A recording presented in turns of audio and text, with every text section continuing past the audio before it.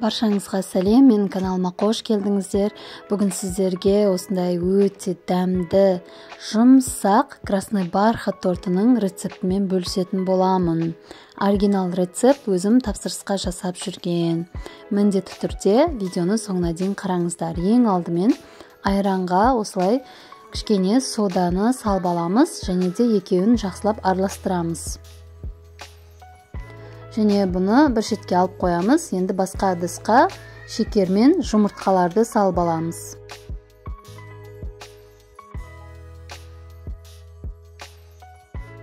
Екеуін жақсылап аппақ масса болғанша миксерлеп аламыз.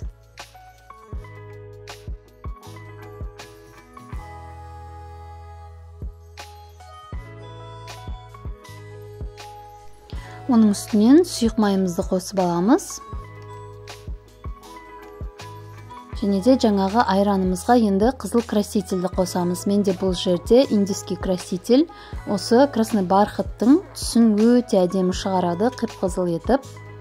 Осы краситель өте жақсы. Осылай араластырып алдық. Енді осы айранды да жұмыртқалы массаға қосып аламыз.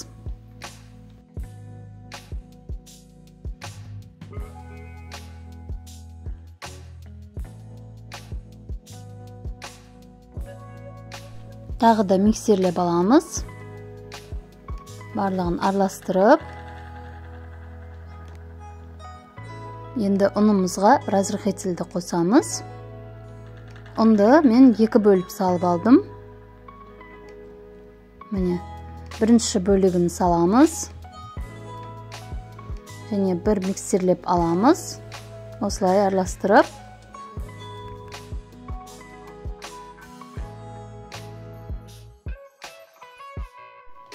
Содан соң ең соңынан оның екінші бөлігін салып, оны да жақсылап бір келкі масса болғанша миксерлеп аламыз.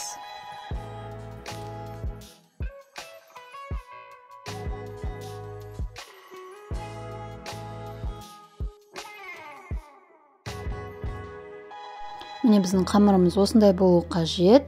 Кішкене сұйықтау болады. Енді осыны қазір пергамент қағазына құйып аламыз. Мен форманы осылай пищевой фломастермен сызып аламын пергаментке. Бұл жерде менде 18 диаметр. Міне енді кондитерлік қапшыққа салып алдым. Қамырын барлығына теңдей етіп өлшеп, осылай пергаментке құйып шығамыз.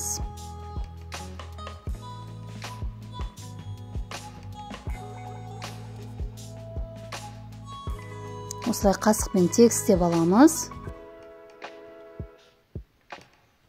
Содан соң 180 градуста 5-7 минут аралығында пісіріп аламыз. Піскенін шпажка арқылы тексереміз. Міне біздің коржымыз пісті.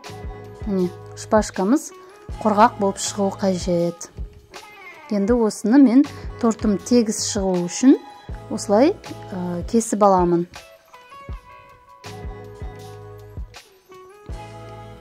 Міне шет-шетін алып тастаймын. Оны қазір оформлениеге қолданатын боламын.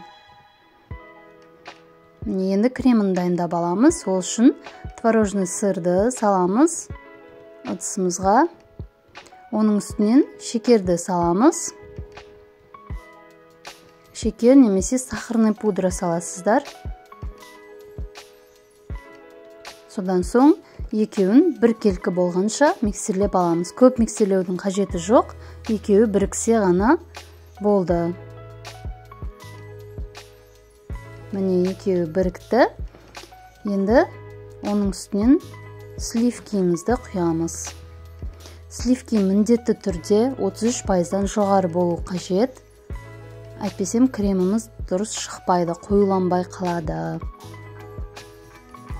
Және де сливки мен творожный сыр міндетті түрде салқын болу қажет.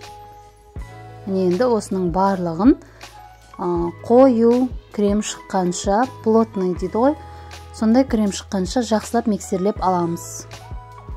Міне мен кремім дайын болып қалды. Міне осындай крем болған кезде миксерлеуді тоқтатамыз. Ары қарай миксерлемейміз, өйткені ары қарай миксерлесеңіздер сливкидің майы бөлініп, суы бөлініп бөлек болып кетеді. Міне енді тортымызды жинаймыз. Осылай подложкаға бірінші крем жағып аламыз, оның үстінен кожды қоямыз. Менде жалпы 5 кож шықты, бірақ біреуін майдалап оформлениеге қолданамын.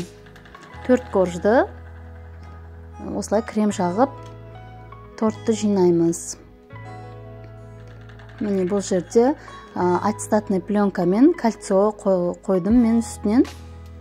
Тортымыз түп-түзу болады сол кезде.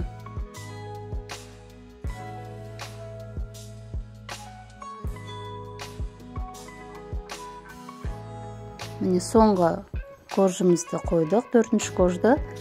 Оның үстінен де осылай кремді саламыз.